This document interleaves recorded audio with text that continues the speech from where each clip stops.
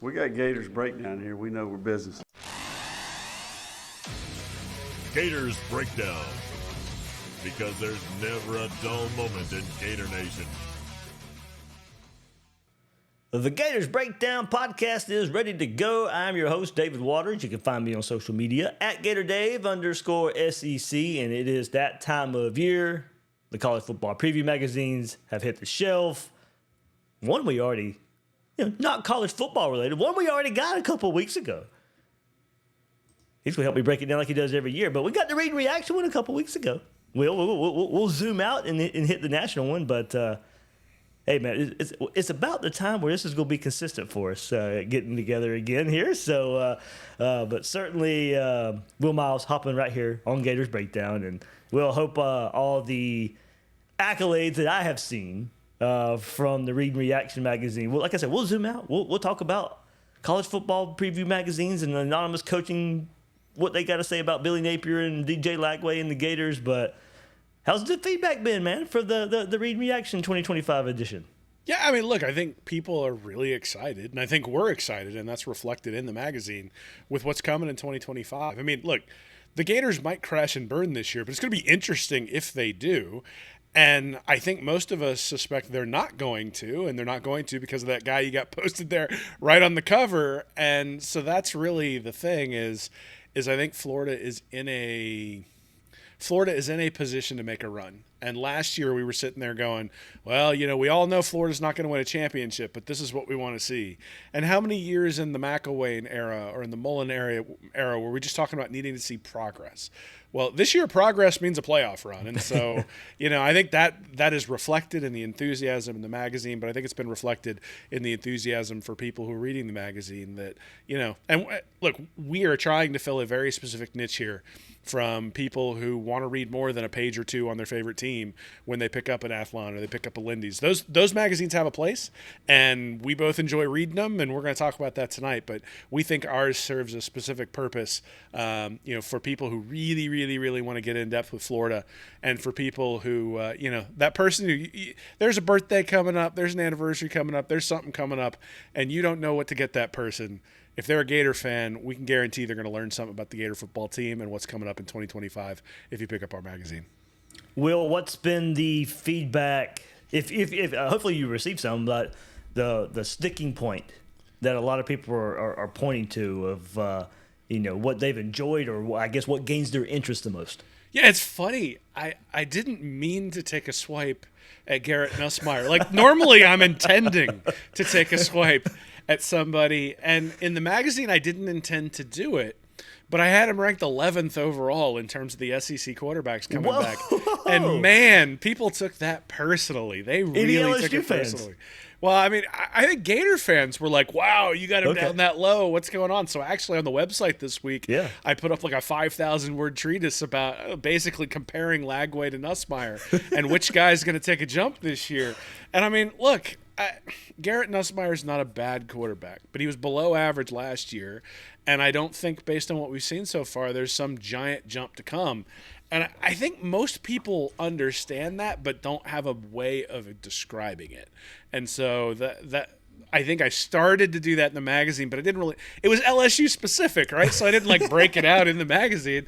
But that was the thing that got the most. At least everybody jumped on that. It was like, Lagway's better than Nussmeier. They're talking about Nussmeier being a number one draft pick. And I'm like, first off, the people saying he's going to be a number one draft pick, I think are delusional. But the second part is that yeah, I think Lagway's going to be a lot better. And then the third part is that Florida's screwing with me right now because they're talking about recruiting Colton Nussmeier, the younger brother of Garrett. And I don't know, man. I might have to just be all in on Virginia Tech or something if for all the talk of Doug Nussmeier and Garrett Nussmeier, that would be something. I'd have to. It'd be like a wrestling thing where I got to do a complete 180 in terms of all my opinions. Be like, oh no, I loved Doug Nussmeier. I swear he was the best offensive coordinator ever. And then everybody would know I have no credibility. So. Look, I mean, if the kid can help win Florida football games, I'm all in for having him here. And if he's gonna go 9-4, I'm all in for having him follow his brother to LSU. And let's set up a Nussmeier line of a legacy of Nussmeiers going through LSU, going 8-4, 8-4, 7-5, that sort of stuff. I'm here for it, man. Everybody hit that like button right quick. I got a quick question to get into, and then we'll get into it. I don't want to turn this into a Q&A, but Chase does ask while we're talking quarterbacks, while we're talking Lagway, we will get into that question right quick.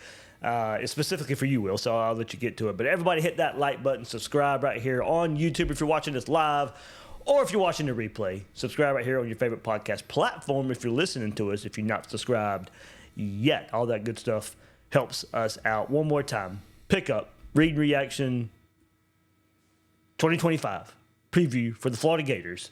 Showtime in the Swamp. ReadReaction.com/mag. It's out there right now. Help Will and Nick out with all the good help or the great work that they put in there, and it's worth the, what was it, 74 pages, Will, something like that. It's 72 pages. 72. Florida Gator only. We guarantee you'll learn something about the team if you pick it up. It's labor of love, man. It's a lot, but it's funny. Every time I go back and look at it, I go, I couldn't have cut that. I couldn't have cut that. I couldn't have cut that. I don't know how these magazines sit there and go, oh, well, I know how they do it. Like they jam it in and type that I can't read anymore because I'm getting old. And, and sit there and like have to squint to see what they're saying. I mean, I got the other magazines right here next to me. I can make it out now. It's at arm's length. I can make it out, but it's hard. I was going to say, you're going to have to install a magnifying glass on your boom mic so you can see this sort of stuff. But those are fun. I remember reading them at the lake when we go on vacation in the summer, getting geared up for college football season. And look, we think our magazine can do that too. Yeah. But certainly these magazines and it is fun to read the coach's feedback, if for no other reason because someone's always going to be a contrarian. So even if Georgia's going to be good, there's somebody who's going to decide to crap on Georgia. So that's the one you hang on to, right? So there's method to their madness in terms of who they pick for those sorts of feedback and who they publish. That's certainly true. Yep. All right, well, here it is. Now, we did talk about a stat line. What was it, 40-10 for Lagway and how that would mostly mean a very successful season for Florida. Chase Wester asked early on right here, great to see Will on here again. Curious to hear his ideal stat line for DJ that would most likely signal a successful season for the Gators. Keep up the solid work, fellas. Like I said, we did discuss a 40-10. Now, that's a popular stat line that came into a question through Gators Breakdown Plus members that I got to get back to some questions there. But any other stat line, Will, that I guess that maybe you came up with in the preseason magazine or something from the preseason magazine that this question maybe ties into for a particular stat line? Yeah, I mean, I think the one that's critical is completion percentage. So Lagway's at 59.9% last year. It's no secret that against zone coverages, throws within 10 yards of the line of scrimmage, he struggled. Oftentimes his footwork was off, though that might be because his hamstring was sort of holding on by a thread. I think we expect and are projecting that Lagway is going to be much, much better in those situations. And his high school completion percentage suggests he's going to be more accurate than he showed overall last year. I think his deep throws also suggest he's got the touch and the accuracy that's necessary in order to drive the ball downfield. If he can add 5 percentage points to that completion percentage, he's going to be competing for the Heisman Trophy because he averaged 10 yards per throw last year, only completing 59.9% of his passes. He'll average like 12 yards per throw if he has 65%. And what that means is, so if you think about it, last year, Florida's offense, a lot of 3 and outs with Lagway in there, a fair amount of interceptions, and then a lot of explosive plays that turned into points. And it turned out that 3 and outs and explosive plays is more effective than driving down the field and kicking a field goal, which is what LSU did all year long, and what they did in the game against Florida too. And so those explosive plays I don't think are going to go away. When the defense gives him the looks that allow him to take those deep shots, he's going to be able to do it. But I think what I'm looking for is, can he convert the 3rd and 5 with a short pass against the zone where it's in tight coverage and he has to be accurate to give himself another 4 downs in order to hit that big play. And the explosives come, I think last year it was like 1 every 10 plays or 1 every 11 plays for Lagway. And so you're talking 4 or 5 explosives for him last year. But that's when they were only getting 40 or 50 plays per game because there were a lot of 3 and outs. If he can extend drives either with his legs or by upping that completion percentage, all of a sudden you're talking about running 60, 70, 80 plays. And now you're talking 7, 8, 9 explosives. You get 9 explosives, you're scoring 42 points. I mean, that's just the reality. You get that many explosive plays, you are going to be scoring a ton of points. And so that would be the stat for me. I would look at it, I would say if he's at 65% completions or above, he's going to be in the Heisman Trophy race all year long. Yeah, good stuff. Yeah, certainly, completion percentage going from year 1 to year 2 got to be. Yeah, that's something you would expect. And look, that's something you have tracked for a while now, dating for high school guys. How does completion percentage track from high school to college, and how important that is for college football players to continue that. So, to that point, he was 72% his senior year in high school. So there's a track record to see that improve, which is actually one of the things I had in my Nussmeier article this week, is that there's no track record for Nussmeier to take that jump. There's a track record for Lagway to take that jump. So when I say he needs to be at 65% to be in contention for the Heisman Trophy, I think 63%, and we're saying, oh my goodness, this is awesome. And, so there's some wiggle room there, but 65% completion is not an unreasonable expectation for a quarterback, especially this day and age with all the bubble screens and stuff like that those guys throw. I think Burrow was like 76% the year he won the Heisman Trophy. So obviously Lagway's a fair ways from that. He'd have to go up 16 ticks to get there. That's probably unattainable this year, but I mean, could I see a scenario where he completes 68, 69% of his passes? Absolutely. And if he does that, Florida's in the playoff. No doubt. He is if he plays every game and he's got 68% completion percentage, Florida's in the playoff, and I don't think I'm not sure there's anybody who will be able to keep him under 45. Man, get me excited, Will. Well, look, everybody always tells me that I'm negative because I look at the stats and I go, look, not real excited about Luke Del Rio and Austin Appleby. Look, it's a problem when your safeties can't tackle anybody. That's what it's been for the past decade with Gator football. But you start looking at the stats, and this is one of the things I think I come out of the preseason magazine exercise being really encouraged is that so there are 2 things that I've come out of it really encouraged by. One is that on offense especially, you don't have to project what someone's going to do in order to get really excited. Like if Lagway does exactly what he did last year, and the offensive line stays healthy and plays like they did last year, and the wide receivers play to their capabilities, and the tight end plays to his capabilities, this team's going to average 32, 33, 34 points a game. If Lagway takes another step, now you're looking at a team that's breaking 40 a game. And when you score 40 points a game, you're basically 8-4 no matter what the defense does. Right. And Jaden Daniels, 2020 Florida. Yeah, absolutely. Now, obviously, some stuff has to go right on the other side of the ball and that sort of stuff. But I guess my point is, I don't have to project very much, other than a 5-star quarterback who has 2 legs this year and has the entire offseason to prepare. Like, I have to project him improving a little bit to think Florida's going to score 37, 38, 39 points a game. And look, if you're scoring 38 points a game, you're winning a ton of football games. And so, yeah, I am looking at the statistics and saying I am legitimately excited for what's coming up this year. And I think that's reflected in, Florida being in the top 15 of just about every major poll that's out there. I think a lot of people are looking, Billy Napier's been selling continuity ever since he got here. Yep. And this is a team that really does reflect that continuity. But it also has one of the most talented players in the country, a quarterback. And so it turns out that those 5-star quarterbacks can, if they play like 5-star quarterbacks, can paper over quite a few warts. And I don't think this Florida team's without warts, but when you factor in a 12-team playoff, now you've got an opportunity to make a couple of mistakes that you didn't 3 or 4 years ago. Yeah. So, that Trask team back in 2020, obviously that was an all-SEC schedule. But if you think about the 2 years before where they played Virginia in the Orange Bowl and the year before where they blasted Michigan in the Peach Bowl, both of those teams are competing for a playoff spot. Yeah. So, I'm not sure. How good that 2019 playoff had been. LSU probably still wins it, but you got 2019 LSU, 2019 Georgia, and 2019 Florida. Man, wow. that would have been. That would have been a good playoff. And I hate the playoff, but man, that would have been a good playoff. Well, and you had Trask building into who he was going to be in 2020, right? Yeah. And so, but Florida's defense could still stop someone. And so, but the theme, remember the theme that year? Hey, all right, the offense we think is going to be pretty good. That was with Felipe Franks going into the season. We thought, okay, offense is going to take a step. It did take a step with Kyle Trask. The question for the defense was, all right, be better. Just be better. All right, well, no shame in what you did against LSU. Nobody was stopping them. Georgia, you didn't play too well either. So going into 2020, it was, all right, step up the defense against the elites. Oh, never mind. Yeah, We're not going to stop anybody. Well, so it turns out that sometimes our optimism is misplaced. That is true. Look, I think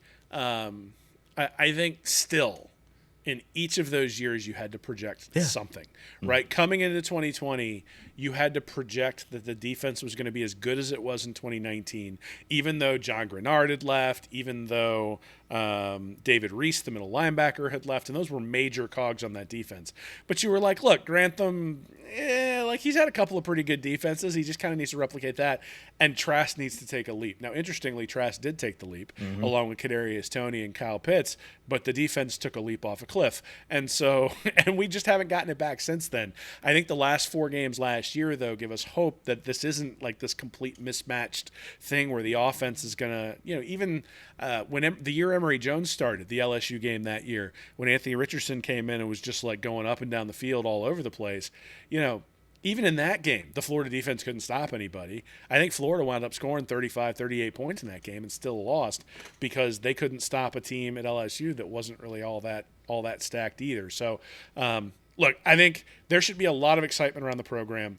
There should be a lot of people who are looking for this. And I'm excited because this is a prove-it year for Billy Napier, right? Like this is we're going to get into that with these his opposing team, coaches. His players, his guy at quarterback, his offense, his defensive coordinator, and the special teams. Matt's been here for 2 years. It's time to start getting some edges and start winning some games. Oh, we're going to get into all that. College football preview magazines are out. This episode, we'll see what else we get into, but what this episode is mostly going to focus on are the opposing coaches' thoughts, and it is a stark contrast from one to the other.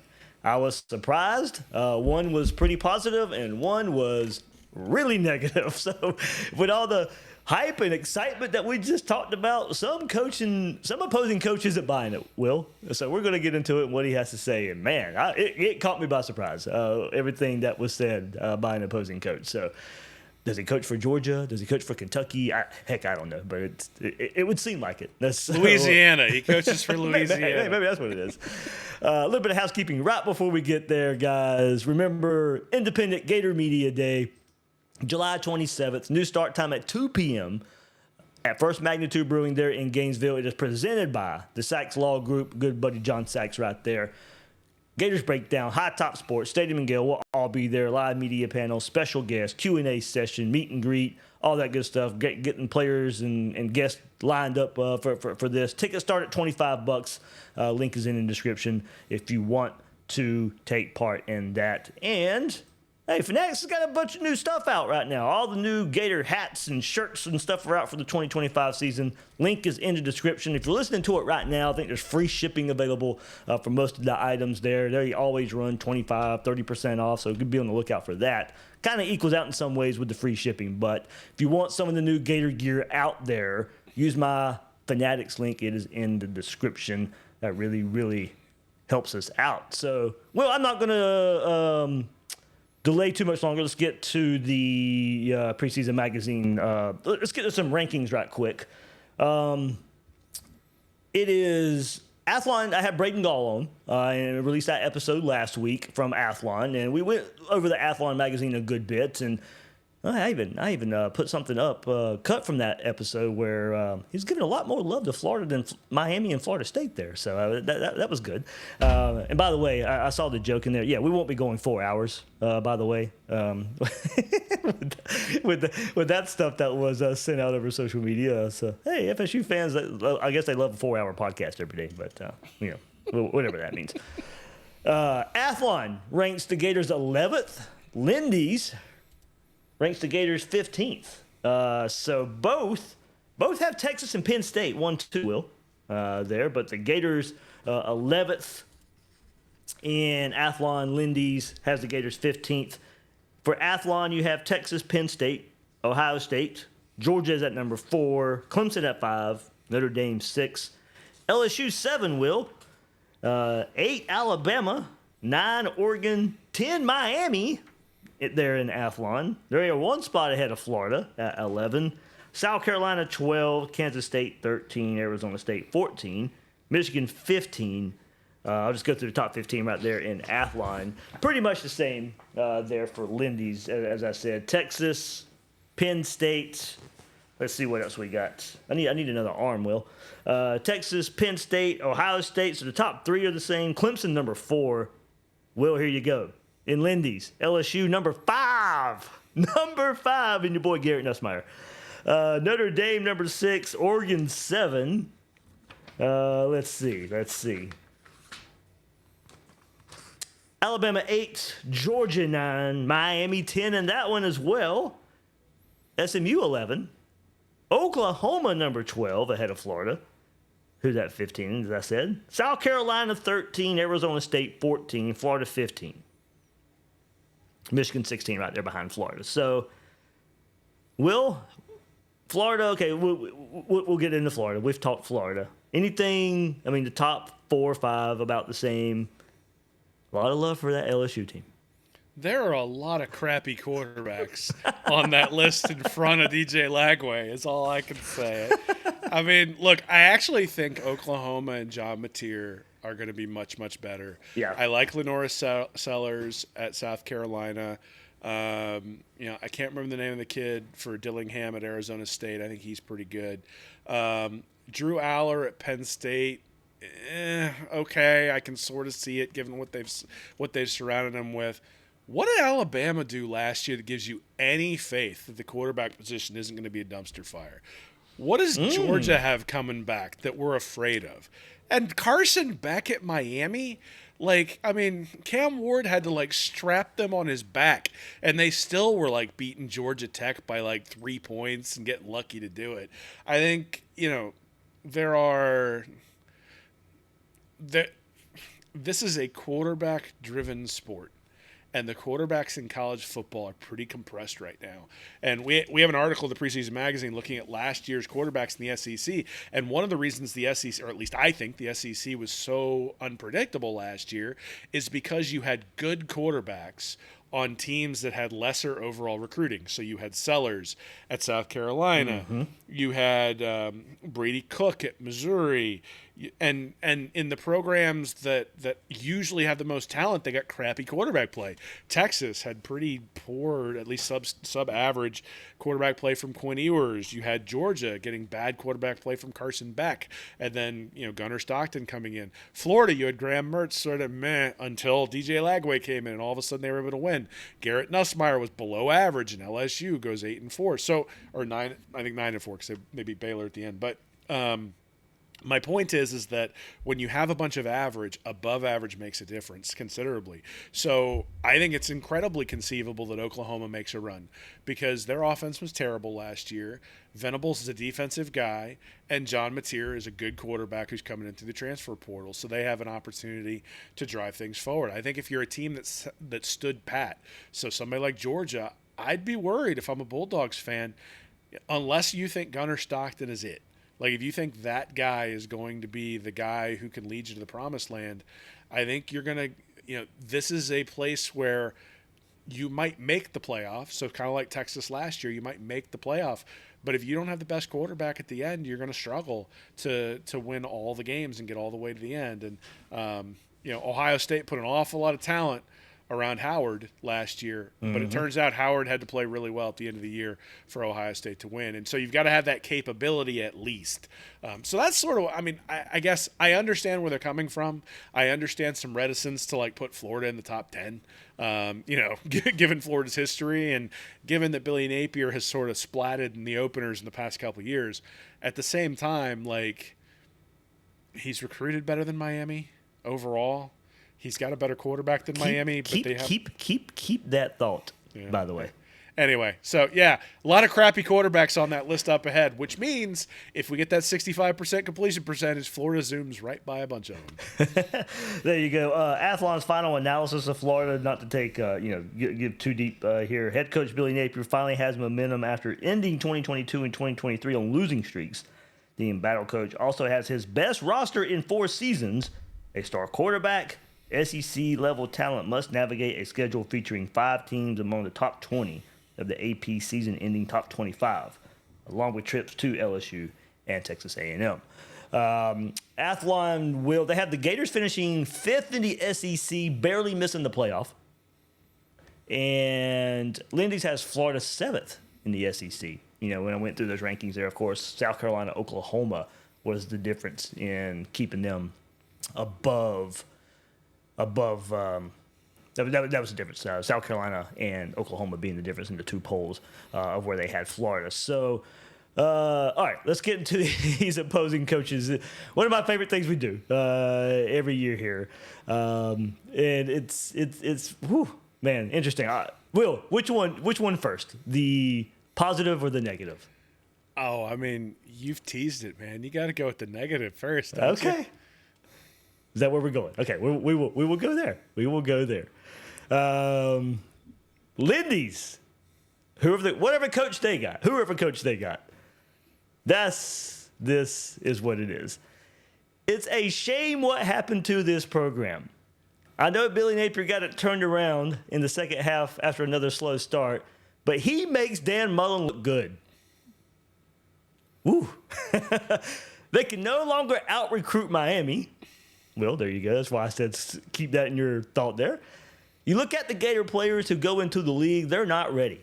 They almost never pan out. I'll take a wait-and-see approach on DJ Lagway. He makes a bunch of mistakes and is already banged up coming into the year, or at least he was in the spring. They have some Sunday players on defense. Defensive end Tyreak Sapp has got some real good size to him. Quick get-off. You got to watch out for the twist they run with Caleb Banks on the inside. They do a nice job with that. So I don't know. I would assume with some of the ellipses here, these might be multiple coaches. I don't know if it's just one coach. They don't explain. I'm sure to also help keep anonymity to these coaches. They keep it pretty vague here. But Will, it's a shame what happened to this program. Okay, we can agree with that. We do hope we're on the way back. I know Billy Napier got it turned around in the second half after another slow start, but he makes Dan Mullen look good. That's gonna raise a lot of eyebrows. It's gonna get a lot of attention there. And then the no longer can out recruit Miami. Well, go look at the recruiting rankings the last year. I think that happened for Florida in Florida's favor. So we'll see what this year's hold. It's been kind of close anyway. But well, what do you think? What do you think, man? Well, I mean, I think Billy Napier has deserved a little bit of doubt. Right, I think you and I came into last year excited about what might happen, and then splat in that first game against Miami. And, so I think he's got a lot to prove that his approach is going to be successful when it comes to getting on the field. Now, look, they can no longer out-recruit Miami. That's not true. Miami had a good recruiting class a couple years ago. Florida's beaten them most of the other ones. He makes Dan Mullen look good. Mullen won a bunch of games. That is absolutely true. But we also, if you want to talk about guys going to the league and not being prepared, I think that's a place where you can look too. I think taking a wait-and-see approach on Lagway is unwise because Lagway, the mistakes that he was making are correctable, and he does things that other guys can't do, right? And then I don't think they just have some Sunday players on defense. I think they've got difference makers on defense. Tyreak Sapp doesn't just have real good size to him. The guy scored like 94 on his PFF rating this year. He was one of the best defensive players in the country. And Caleb Banks obviously was a dominant force in the last three or four games. I think just like anything, when you're 17-17 at Florida in 3 years, some of the criticism is unwarranted and some of it is completely warranted. And there's only one way Billy Napier can get past that. And this is one of those where this opposing coach will be able to say, see, I told you, if Napier flames out. And this opposing coach doesn't have to answer for it if Napier ends up winning big and Lagway turns into a star. So, I think I get it. I mean, we have an article in the magazine called the Billy Napier Conundrum, right? And it's looking at all the different things where you're like, I get it. I understand why some people are bearish on him. But I get it. I understand why some people are bullish. And I think what you see in the opposing coaches is exactly the same thing, is that when people look at Florida, and I think especially when they look at Florida's offense, they see a predictability that makes them immediately go to, is this guy a skilled coach? And look, I mean, I've done the same thing the last couple of years where I've looked at the pistol and the frequency that they run out of the pistol formation, and it just is really aggravating when you see that. So I think Napier has a lot to prove. That's absolutely true. I will say, hey, they do a nice job with twists. That's great. nice little compliment there at the end after he said Dan Mullen was fun. I mean, look, I think Dan Mullen's an excellent football coach. I think Mullen gets a bad rap at Florida because of the way it ended and because he was so smarmy with the way that it ended. Yeah. But Mullen's a good football coach. No one's ever disputed that. The question was, if you're just going to get put in a locker and if you're just going to get stuffed in a locker constantly by Kirby Smart, like we don't care if you beat Vanderbilt and South Carolina and even Michigan. Like, what Florida fans care about is, do you compete regularly? Like, am I nervous when it's coming to that Alabama game where I'm like, we have a shot? Am I anticipating the Georgia game going, this is going to be a good one? Or even am I going into one of those games going, this is going to be a beatdown. We are going to absolutely demolish them. Like, that is where Napier has to get to, and he hasn't gotten there yet. And until he does, I think there's going to be a lot of people doubting him, including opposing coaches. I did want to go back and look at the recent draft. We won't go to this year's. We'll got to wait and see what happens with all the draft picks Florida just had this past year. But you go back to last year, it was only Ricky Pearsall. He had a pretty good rookie season, and all of course, all the shooting injury and all that stuff he had to overcome. But Ricky Pearsall, once he got on the field, was a pretty good player.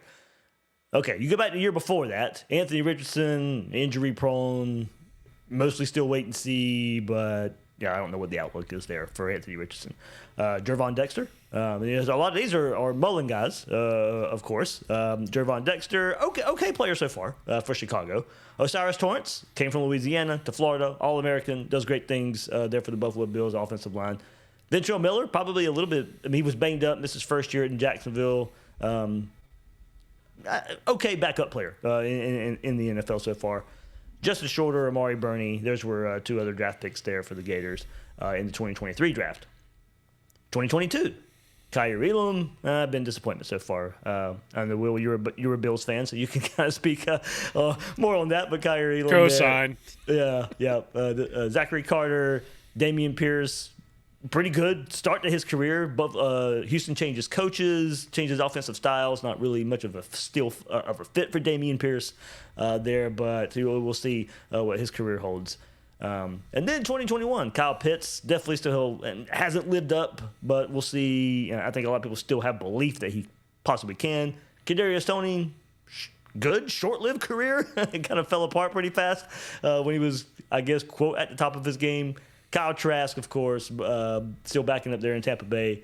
Marco Wilson, Evan McPherson, one of the best kickers. Sean Davis, Daryl Slayton, probably underrated and has been a pretty good player there for the Packers. Stone Forsythe was a 6th-round pick in 2021.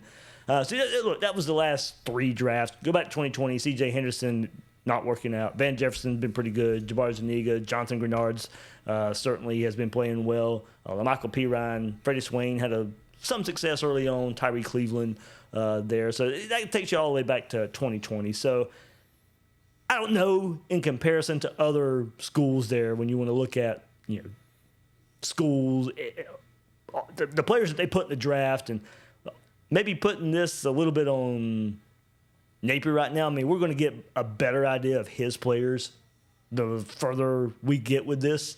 But a lot of those, because you go back to 2023, like I said, you only had one player last year, and that was Ricky Pearsall. 2 years at Florida. You go back the year before that, it was Anthony Richardson, Jervon Dexter, besides Osiris Torrance. All the other guys were Dan Mullen guys. Well, I guess I sort of look at it and I say, if we're going to go back to 2021, we're talking about Dan Mullen's guys and their ability to succeed in the lead. league, if we look at the guys who came out, I mean, look, Richardson and Dexter were both Mullen guys. Osiris Torrance was an All-American who got brought in by Napier. And then you've got sort of the average guys, Miller, Shorter, and Burney. And then you look at 2024 and 2025. I think it is important to look at 2025. Pearsall, transfer. DK, transfer. Cam Jackson, transfer. Then you got Jason Marshall, 5-star recruit, who didn't really work out under Mullen or Napier, at least not as a star. Shamar James, that's somebody brought in by Napier. Graham Mertz, brought in by Napier. Crawshaw, I believe, was he brought in by Napier? Might have come in with Mullen. But then Triquez Bridges, a guy who came in with Napier. So, the guys who just got drafted in the league are Napier's guys. That's who I think you need to evaluate and say, all right, look, there's a first-round wide receiver, a fourth-round wide receiver. But, I mean, look, everybody this year, fourth, fifth, sixth, seventh. Like, these are not guys you necessarily expect to make a difference at the next level. That's fundamentally part of the problem with Florida and why Florida's gone 5-7, and then, why 8-5 is a year where we say, hey, look, things turned around. So, look, I don't think any of us who follow this program are like Florida's just chock full of talent. And in fact, I think most of us look at it and say, this year, depth is a concern. And it's a concern because the recruiting has not been like Alabama or Georgia type recruiting. But I think we all also look at it realistically and say, I'd rather take Billy Napier as the offensive coordinator and DJ Lagway at quarterback than Emory Jones at quarterback with Dan Mullen as the offensive coordinator, especially given the dysfunction that was going on the defensive side of the ball. So, look, Billy Napier is not perfect. Billy Napier has a lot to prove. I think it's easy to take shots at Napier right now because he's 17-17 and basically go, those last 4 games, they don't mean anything. But here's the reality. When your 5-star quarterback, when he actually plays, is undefeated, and when you see him make throws like he did on the 4th down against Tennessee, and you see him make throws like he did against LSU, I've got 3 side-by-sides in my most recent article on Read and Reaction where it's Nussmeier having an opportunity to make a big play and he doesn't pull the trigger, and then the exact same concept for Lagway in the exact same game, and Lagway pulls the trigger and it turns into a big game. There's a reason Florida won that game 27-13, and it's because of the quarterback position. So, look, maybe we'll look back, and after Lagway leaves the Gator program, we'll be back to Billy Napier going 6-6 and, running ridiculous, sweeps on fourth and inches and all sorts of stuff. But I think right now, at least, that seems to be a little bit less optimistic than I would expect. I mean, I was surprised. A coach was, and I heard in the comments there, some people don't believe these anonymous coaching thoughts and stuff. Okay, well, whatever. I don't think they're making them up, but. Or, we'll see if coaches actually mean it. I mean, the anonymity to it all, I guess that's a catch-22. It's you hope that means they're being honest, but I guess it can cast some doubt too since they won't put a name to it. But okay, all right, let's get to Athlon. It was, like I said, the more positive of the two.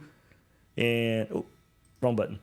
Here we go. Scouting the Gators here from Athlon, an opposing SEC assistant coach, says if DJ Lagway continues to develop and stays healthy, they're going to continue to improve. They don't have a killer at receiver, but they're solid at running back. Defensively, they're young, but they finally got some guys in there that look elite. This is a massive year for Billy Napier. He survived because of the changing politics of the game and his buyout, but it ended up working out last season. Now he can show positive momentum with this group and start competing for the postseason. Lagway and that offensive line are legit enough to bring back a true Florida offense. If they can be in the hunt for a playoff bid and start scoring points like those old Gator programs, I think he'll be off the hot seat for a while. Lagway could compete with Arch Manning for best quarterback in the league. Not compete with Garrett Nussmeier for best quarterback in the league. Arch Manning for best quarterback in the league. Whoever this staff is needs to hire me because I am in alignment with what they are talking about. I think it's very clear that it's either Arch Manning or DJ Lagway is the best quarterback in the SEC. John Mateer might make a case for that before the end of the year, but to me, it's those 3 and then a significant drop-off and then another significant drop-off and Garrett Nussmeier. So, LSU number 5. Is there a way to bet against Like where someone's going to finish? Can you like bet someone will not finish in the top 10? I know Josh Pate for his show on FanDuel, you can pick teams that will not make the playoff. Ah, well, so put it this way. So if you got FanDuel up there, you might can do that. You might can just log in and just go make a bet that LSU will not make the playoff. Hey, they let us be gambling degenerates up in Pennsylvania, so I'll have to check that out because I'm going to put a sawbuck or two on LSU not making the playoff. I'll tell you that much. You know, one thing that hasn't been mentioned in any of these things is that I think oftentimes we dismiss the impact of schedules, not just when it comes to the quality of the schedule, right? Like Missouri plays nobody this year. But the other part of it is how the schedule is constructed. And my concern with Florida is their depth. But if you look historically at the SEC, and even if you look at last year, teams that tend to get clipped late in the year get clipped because they're run down and they're playing on the road. And Florida's road games this year, the tough road games, are almost all early. And I think that makes a big difference because I think what happens is as the season goes on, as you get run down, it narrows the window between the good teams and the bad teams as you start playing. So does a Vanderbilt have an opportunity to clip somebody late in the year that they wouldn't have had the chance earlier when everybody was healthy? Does a team like Georgia, are they more apt to maybe get hit? I mean, like you think about last year, LSU and Ole Miss coming into the swamp. That's the thing where Florida had stuff to prove, obviously, but nobody, including and that was myself, a beat-up Florida team. It was, but I think my point is that those games were all close at the half. Like none of the teams, when you get to the end of the year, rarely do you have the ability on the road to run away from your opponent. And so I think having the road games, the at LSU, the at Texas A&M, early in the year sets up really well for Florida to be able to get through sort of games where they might have gotten clipped and then have home games at the end. So you finish the season with Tennessee and Florida State at home. I think that makes a big difference. Think about Alabama losing to Oklahoma last year. Absolutely. Look, I mean, you look at it, you go, how could they lose that game? I still look at that Ole Miss game and go, how did they lose that game against Florida? Especially the way Jackson Dart was throwing the ball around in the first half. I was like, our old defense is back. Like, look what's going on here. And all of a sudden something flipped. But I think the big thing was a couple of fourth down stops for Florida.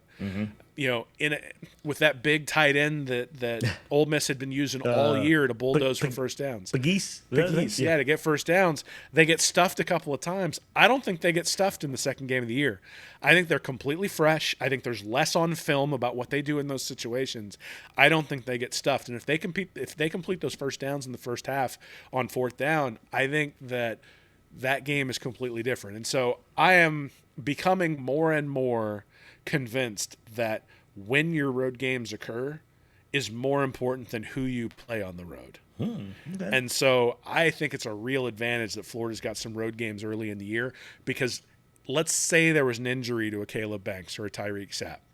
I think if you're at home where you've got guys who can get good get-off against offensive lines that are sort of stuck because of the noise, I think you can deal with a talent disadvantage at that point. I think if you're on the road, you know, if you're playing a good I think the challenge for Florida will be that Ole Miss game where they're on the road, where they got to go up to the Grove and play up there. I think that'll be one of the things that, you know, if you think about. I mean, I do want Caleb Banks and Tyreak Sapp back by week 3 going to LSU. I mean, I want them there the entire year, but I think my point is that I look at the defensive line and I go, depth is my concern, not talent level. And so I think it's important that in those first couple games, they let those guys get their feet wet and then get them out so that they're ready for those road games early on in the year. Yeah, interesting. I brought this up to Braden because since he is part of this Athlon magazine, I've shared this anonymous coaching thought with him as well. And this opposing coach, it is an SEC assistant coach, it says, they don't have a killer at receiver. And that stuck because, that was a Trey Wilson 2 seasons ago who was all freshman SEC, did some really good things as a freshman, got injured last year. So this coach, I think, you have to assume knows Trey Wilson. But at the same time, it's hard to disagree with where Florida stands right now because they're you have to prove it. It is a J. Michael Sturtevant coming in through the transfer portal. He's got to prove it at Florida. We're all excited. Like, I think this is a different thought at the end of the year. Don't get me wrong. I think Florida solves this problem. But saying it right now, I can't completely disagree. You know, we're all excited for Dallas Wilson, and I think he can be that. I think Vernell Brown III can be that. Nashawn Montgomery maybe to an extent as well. Maybe some of the second-year guys. Maybe it's Aiden Mizell that breaks through as well. I have no issue saying it now, but I do think that is a different tune by the time the end of the season gets here. I mean, yeah, I think what you're saying about them needing to prove it is right? I mean, if you look at it, Wilson averaged 8.8 yards per reception his freshman year. He had a bunch of receptions, but he only averaged 8.8 yards per reception. He had the big sort of jet sweep against Samford, and other than that, didn't do a whole lot last year. Now, obviously, a lot of that's due to injury, but one, he's a small guy, so in the SEC, do you worry? He only played 10 games his freshman year because he had injuries. He played 4 his sophomore year because of injuries. You got to keep him healthy. The other thing is that he is a guy that I think you can use to keep the chains moving. I don't know that he's necessarily a guy who he's not Percy Harvin, right? He's not the guy you give him the ball and say, just get out of the way. This guy will make guys miss. In fact, on those end arounds, they tend to go for like 6 or 7 yards because a linebacker coming out is able to line him up and take him down pretty hard on a fairly consistent basis. That doesn't mean he's not a valuable player. But it means, you know, if you look at like what Ohio State had at receiver last year, like Florida right now doesn't have anybody who's at that level unless Dallas Wilson and Vernell Brown step up. And I think that's sort of the open question. Luckily, wide receiver is a place where people can come in and contribute right away. But even that, I mean, that's not a common occurrence. Like what Ohio State had last year is uncommon for a guy to come in and basically go, if that guy went to the draft right now, he'd be the number 1 draft pick. He's just not draft eligible, right? Like, but you could have said that about Percy Harvin after his freshman year. I think after Percy Harvin's freshman year, he could have gone to the pros. I think he definitely would have been drafted the first round if he'd gone to the pros after his true freshman season. And so, look, I mean, if Florida gets a Percy Harvin-ish type impact from either Vernell Brown or Dallas Wilson, then I completely changed my tune. But, you know, if they end up with Khalil Jackson getting a bunch of time at wide receiver, or, you know, if they end up, like, if you get 20 catches from each of those 5-star guys for, like, you know, 12 or 13 yards per attempt, I would say, hey, that's a pretty good freshman season for those guys. Is it spectacular? No. But it's a pretty good freshman year for a true freshman wide receiver. But it's not going to mean, you know, to use the word killer, I mean, we're talking about like a guy who you just say, all right, I know you're double teaming him. I'm going to throw it up there anyway. Yeah. Or you have to scheme to take that guy away, and that's going to leave Trey Wilson open on the other side. And all of a sudden, you're going to start getting worried about Trey Wilson, and now we're going to force you. And this actually, I think, is a fundamental question for Florida this year, is will they be able to dictate to the defense what the defense has to do rather than the defense dictating the offense? So if you think about the drop 8 coverage, the zone coverages that DJ Lagway struggled against last year, there are paths to being able to beat those things deep. But you got to have deep threats to do it. You got to have, you know, I mean, one of the easiest ways to beat those sorts of coverages is all the air raid concepts that Mike Leach made popular. If you send 5 guys deep and they're playing a cover 4, somebody's one-on-one. Yeah. Right? Like, so there is always open grass if you send enough guys out there, assuming your guys can win a one-on-one battle. And that's where the complication came for Florida last year in many cases is, one, Lagway couldn't move around. 2, I think Billy Napier's offense oftentimes is sort of designed to take advantage of zone-type coverages underneath, flooding certain areas, that sort of stuff. And then the third thing is you got to have the studs to take advantage of it. And, you know, we'll see. I think we'll know early on. One of the things that Nick in our magazine pointed out is 99% of the time Florida was in 11 or 12 personnel. So 1 tight end or 2 tight ends. Yeah. 99% of the time. And so look, I mean, Billy Napier, in many ways, his offensive philosophy is like a pair of tidy whities, man. Like, you know exactly what you're getting from Billy Napier. It's incredibly conservative, but it's supportive, right? Like you know what you're going to get. There's a baseline of success. All right, there's going to be some success. As much as we want, we'll see. We do hope it expands a bit because my whole thing was you can't recruit these type of receivers and run the same offense. Is that really the plan? Well, I mean, I've said this multiple times this offseason, is that when you have Graham Mertz at quarterback, like your Volvo at quarterback requires that you drive 55 miles an hour on the highway because the whole point of the Volvo is you got 3 kids in the back and you don't want any of them to get hurt. So you purchased the Volvo specifically in order to carry the troops from one place to another. DJ Lagway is a Maserati. So you don't throw 3 kids in the back of the Maserati and go 55 miles an hour on the highway. It is a 1-seater or 2-seater. Let's go. Telling you right now, what you do is you get in that Maserati and you go 2 miles an hour over the speed limit until you hit the state line in Georgia, and then you put down the accelerator pedal. But when you've got a Maserati, you got to drive it. Like, it's fun. You're supposed to enjoy it. So if Billy Napier decides that he's going to run the exact same offense with the 5-star receivers he's brought in and DJ Lagway at quarterback, the stuff that first guy said is absolutely true. It's like he's literally sitting there like Walter White in his tidy whitey underwear, and it's like, okay, yeah, like that's a perfect characterization of like what you imagine is going on. If it's 99%, next year there's going to be a pizza on my roof. I mean, I'll start making meth. I think I'm going to need to in order to like write the preseason magazine next year. I can't imagine that Napier doesn't understand that when you have a gifted guy, you got to give him more rope. The thing is last year with Mertz, he was actually starting to give Mertz a little bit more rope, and then Mertz gets hurt. And I think they went back to 11 and 12. Not that they were going that far outside of it, but I think they went to more conservative stuff when DJ Lagway was in there, in many ways because the install package for Lagway originally was supposed to be 1 out of every 3 drives, right? And so Lagway needed to know how to run maybe 15 or 20 plays, and that was it. And all of a sudden, I mean, we even saw it in the second half against Tennessee. Florida basically ran the same 6 plays the entire second half, and the only time they were able to do anything was when Lagway broke contain and just made a big play. But Tennessee basically knew what was coming.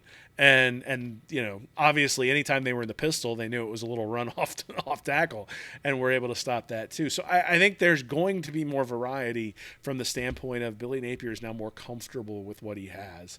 And again, I think if he doesn't, I'm kind of claiming that too. Maybe it's hope, part of it. But I do think when you have your pieces, but I don't know. We should at least get our answer though. Well, that's true. So I said earlier that you don't have to project anything on offense in order to say that they're going to score. You have to project that Billy Napier is going to press down the gas pedal and not be like, I know I have a Maserati in the garage, but I really feel like going to the store in my Volvo. Or I don't want to get a scratch on it. Or I don't want to mess it up. Oh my goodness. It stayed in the garage. I'm really interested. I just like to look at it. Well, here's the deal.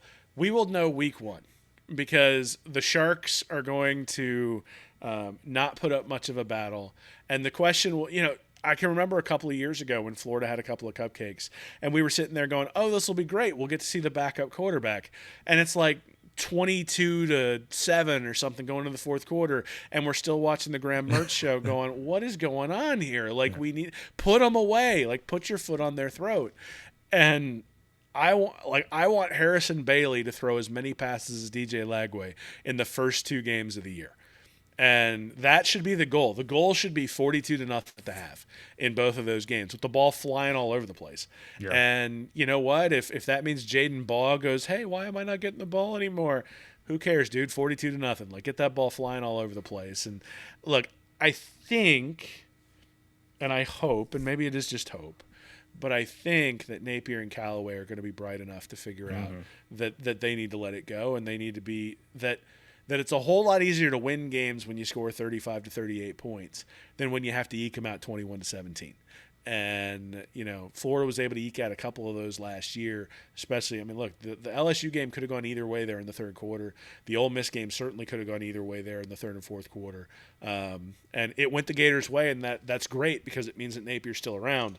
But, you almost wonder whether being in the hot chair the way he was, does that even inform some of what he does? I mean, honestly, and maybe this is where the hope comes from, Dave, is I think if Billy Napier was completely secure in his job last year, I don't think DJ Lagway starts against LSU.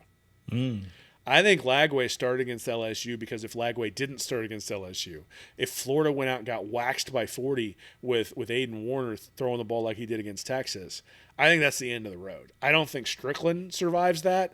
I mean, geez, they had the graphic where he was there with Texas, and he's sitting there's 42-0 or something, and Strickland's just sitting there on the sideline in his plaid shirt like he always is, and you got the graphic there, and everybody's going nuts, myself included, and I think if the same thing had happened against LSU, even if Lagway had come back and led to win over Ole Miss, I don't think that Napier gets another shot. I'm not sure he survives that week, and so I think that the hope that I have for Napier allowing things to open up is that he took a shot with the quarterback that he needed last year. Even though, I mean, look, if you got to wear a sleeve to keep your hamstring in place, there's real risk of damage there. And, they took that risk. They were able to win. They were able to have it pay off. And, everybody's still around. But I think we forget, because it all turned out well, how big of a risk that was. Yeah. And you don't have to go too far from sports recently to sort of understand that. I mean, the Indiana Pacers are my favorite team in the NBA. Tyrese Halliburton tries to play through a calf injury, and all of a sudden he's got a popped Achilles. It's not inconceivable that something like that could have happened.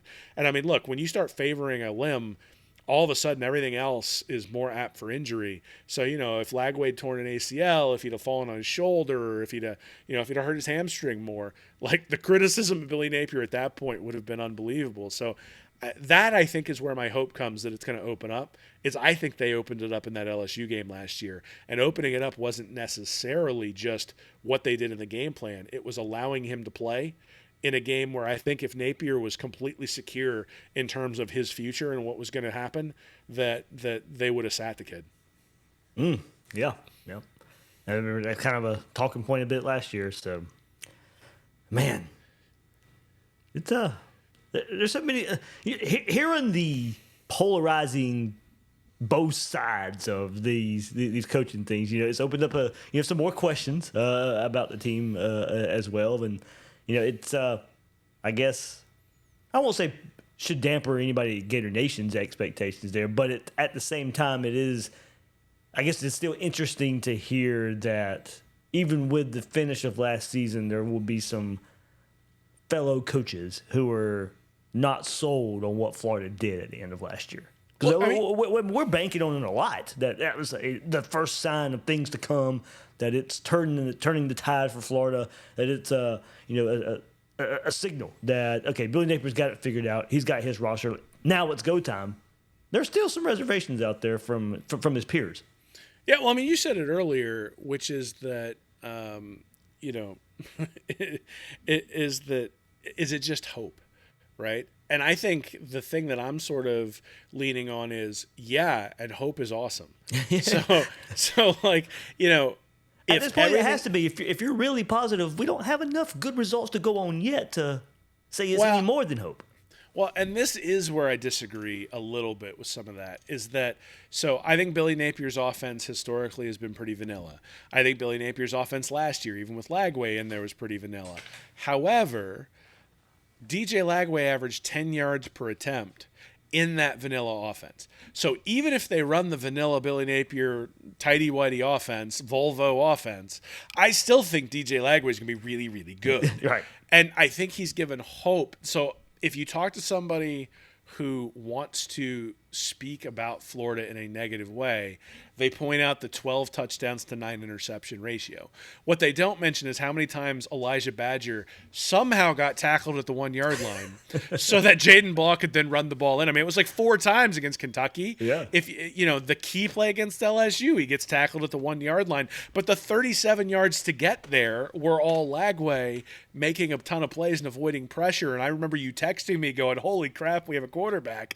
Like, as we're in the stadium when that happens, and then Ball or Jacoby Jackson runs that ball in at the end to get the touchdown. I think very easily he could have been sitting at 20-9 in terms of touchdowns and interceptions. Given, I mean, even the Samford game, Badger got caught like twice on deep throws that went deep, and so I think it could have easily been 20-9, and it's one of the reasons why I don't just look at touchdowns and interceptions to grade people. The thing that excites me about Lagway is that the things that translate into points and the things that are hard to do, he did last year. And what he needs to add is the easy stuff. Like, he needs to add the things that Garrett Nussmeier does really, really well, and he's already doing the hard stuff. And that is where, fundamentally, actually, I start shaking my head at the Nussmeier comparisons, because Nussmeier does a lot of stuff well near the line of scrimmage, but the stuff he has to improve on is all instinct and difficult to do. And honestly, if you ask me the fundamental difference between those two quarterbacks, and I would say I went back 2 years ago and looked at Lagway's film, and you can even go on Read and Reaction and look at the breakdown that I did of Lagway's high school film.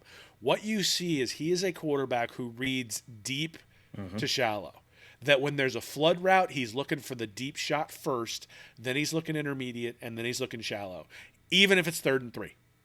And if you look at most quarterbacks, they're looking for the first down and never even see the guy deep coming open one-on-one, and I think are somewhat afraid to let the ball go on 3rd and 3 and chuck it downfield, because if they miss the throw, they're going to have to deal with the criticism that comes with it. Now, Lagway either doesn't care about the criticism or is so damn good that he just realizes he won't have to deal with the criticism because he's going to complete the pass.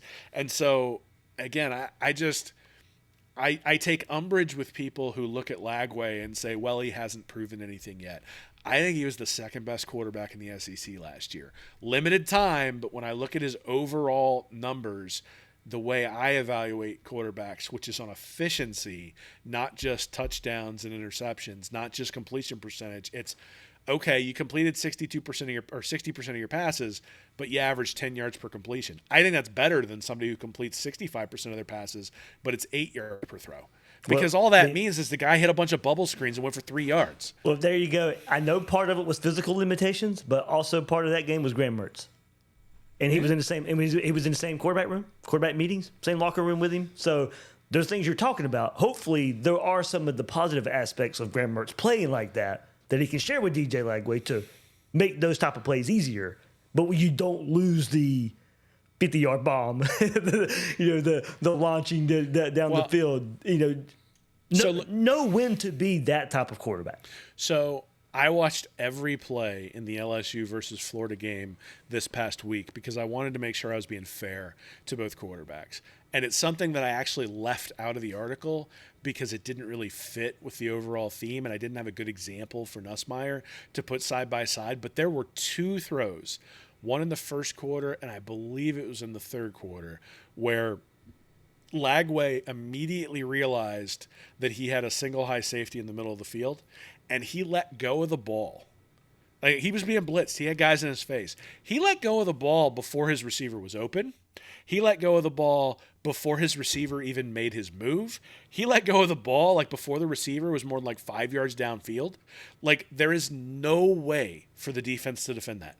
There's just no way. And he was completing it, putting it right in the guy's arms where the guy, he couldn't have placed it any better, right on the sideline, 30-yard gain. And he did it twice. And it was one of those things where you're just like, no other quarterback in the country is doing that right now. And in fact, the only quarterback I've really seen do that consistently in the last few years is Jaden Daniels.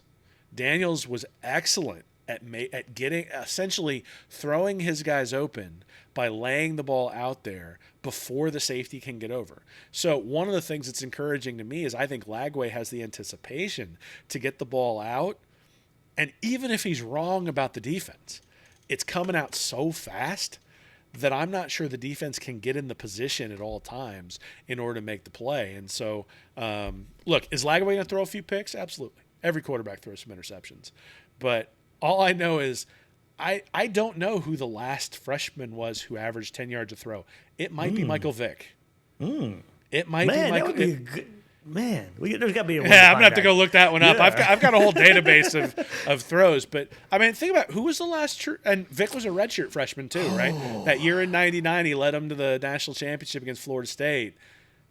Vic was a redshirt freshman. Who was the last true freshman? Yeah, there has to be a threshold of number of throws. You know, I don't want a guy who threw 10 times and he averaged 20 yards. You know, there has to be some kind of threshold there, but yeah, you can't pick the one wide receiver who's got one throw for 67 yards. Oh, man. But I mean, now I'm going to go look at this because I'm interested. But seriously, who was the last true freshman who averaged 10 yards per throw?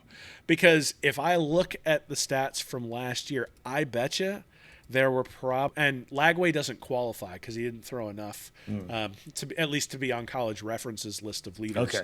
Okay. So I was looking at that the other day. Nussmeier's like the 41st ranked quarterback overall for QB rating, and Lagway had a better QB rating, which is it's actually really hard to have that good a QB rating when you only throw 12 touchdowns and 9 interceptions, and he was able to do it. So here, let me look real quick because I think this is actually an interesting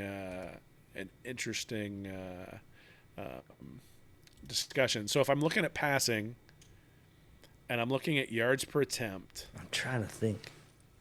There was only one guy last year who qualified for College Football Reference who averaged more than 10 yards per throw. One guy, Jackson Dart. Then you had Curtis Rourke at Indiana at 9.5. You had Cam Ward at Miami, 9.5. You had Darian Mensah at Tulane, so which is why Tulane sucked in the bowl game because Mensah wasn't there. You had Will Howard at 9.5. You had John Mateer at 9. You had Deshaun Purdy for Charlotte at 9, and then you had Jalen Milroe at number 8, 8.9. Then Tyler Huff, Jacksonville State at 8.7. Shedeur Sanders for Colorado at 8.7. So here's a name that came up in the chat. I was wondering. I didn't know how to count it. Was Tua. Ah, that's a good one. Yep, Kenny. I will give Kenny credit too, but he was the one that came to mind too. But I know he came in the came in the national championship game, so it had to be his next year. Did he? Because did he redshirt the year that he came in and won the title? No, he was a true freshman, but he only threw 77 passes that year. Yeah, and he only averaged 8.3 yards per attempt.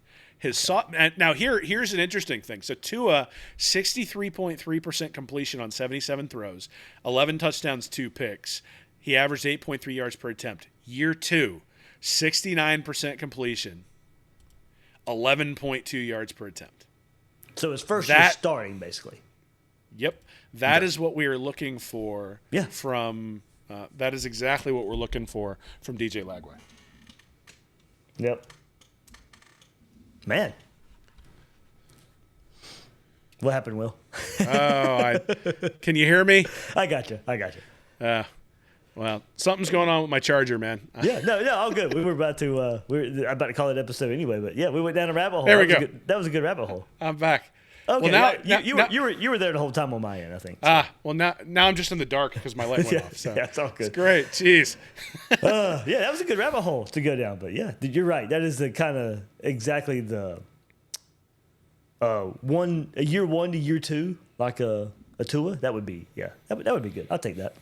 That'd be pretty nice. All right, yeah, we'll get more into it. We'll continue the preseason magazine because we talked about NFL draft stuff, Will. And one thing I did want to get into it tonight, but we'll save it for next week. It'll be a little bit of a tease. Lindy's does throw out the top 5 NFL prospects for this Gators team. Boy. One player we talked about a good bit. I mean, DJ Lagway? No. Draft eligible as well. That's funny. So I'll tease that one. I'll tease it. They give 5 players. So I think most people can guess the top 2, I would imagine. But beyond that, it'd be good. I tell you what, the 2 players. So there's 3 guys on defense that I'm looking for. One is LJ McCray. Mm-hmm. I think if McCray steps up, that just completely changes the defense. The other two guys is if either one of these guys gets drafted, Florida's playing in the playoff. And that is Jordan Castell or Bryce Thornton. Okay. If either one of those guys is let's say fourth round or higher in the NFL draft, like so an impact safety at the college level. If either one of those guys does that, I think Florida is easily playing for a championship. Now, whether they make it all the way to the finals and the playoff, I don't know. But I think, you can get so much more multiple when you can rely on your safeties. And, Castell goes out there as a true freshman, plays pretty well, took a little bit of a step back last year, but the last 4 games of the year, it was pretty cool. He looked much better. So I'm excited to see what happens there. And, like you said, we'll save that for another episode at some point in the future. But keep that in mind for the draft eligible stuff next week. It's good. Lindy's has a good list there, but there might be one surprise player. And we talked about him a little bit tonight. So I'll tease it. That's what you call a tease. Aiden Warner? Guess again. All right, hey, good stuff, Will. We'll plan another episode next week. We'll dive even more into more specifics with these preseason magazines. There's some really good talking points that will continue, but like we do every year, we kind of started with those anonymous coaches, and that's pretty polarizing there, looking at it. So, all right, Will, everybody go pick up the Read and Reaction mag. It is on sale, readandreaction.com/mag or Amazon. Look it up that way if you want to do it. Will, anything else, man? No, man. Appreciate you having me on. I'm so excited about this team. Like, Let's go. I feel like such a homer right now. It's just like, it's a Maserati at quarterback and all that sort of stuff. It's like, Bruce Green says you're old Lord Mr. Negativity Will Miles. So, I mean, the safeties are going to be awesome. I need LJ McCray to step up. The only thing I'm negative about is the same thing that guy for Athlon was negative about, which is that the jump to conclusions, Matt, needs to be there for every road game so that we don't screw up on special teams. But look, it's been 3 years, man. Yeah. Napier came in that first year and we're like, let's see what Anthony Richardson can do. Napier came in the second year and we're like, Mertz, okay, like that's all right. Last year was like, okay, how long until we get to Lagway? and now it's, hey, like we got to him. Now it's time. And I think, like, I've been asked multiple times, like, what's Billy need to do to, like, keep his job? Look, I don't think Napier's going anywhere because Lagway's got 2 years left. Yeah. But I think this is the time to establish that Lagway is someone that everyone wants to come play with. And look, if Lindy's is right or Athlon's right about Florida not having a killer in the wide receiver room, you know what really could convince a transfer killer wide receiver to come in? DJ Lagway throwing for 4,500 yards, right? So I think there's going to be some opportunities. And look, I think coming into last year, nobody sat there and said, oh, Elijah Badger and Shamir DK are going to be this awesome 1-2 punch. In fact, I think we were sort of like, DK, I guess Mertz knows him. And, Badger was productive at Arizona State, so that's a good pickup. But are either of these guys really difference makers? And then it turned out they were open all the freaking time. So, I think you think about Pearsall, you think of those two guys, you think of Trey Wilson as somebody they brought in from their evaluation. So was it you who said something about about Florida's wide receiver coach being able to do a good job when in terms of talent when Dan Mullen's not around? So request. I posted because Florida has some pretty good receiver recruits last cycle. I was like, I don't want to hear any more Billy G slander, and then Soderquist chimed in with that. So good old Dave. Yep, good stuff. All right, good stuff. Will Miles, get the magazine, everybody. Casual Carolina Fishing. He chimed in. He said he's already got his R&R. Woo! Not rest and relaxation. Read and reaction. There we go. Hey, you can do it for both, man. I've had a bunch of people send me pictures of that thing at the beach. So good stuff. Man. Appreciate it. Good stuff. For Will Miles, I am David Waters, host of Gators Breakdown. Thank you, everybody, for listening to this episode of Gators Breakdown.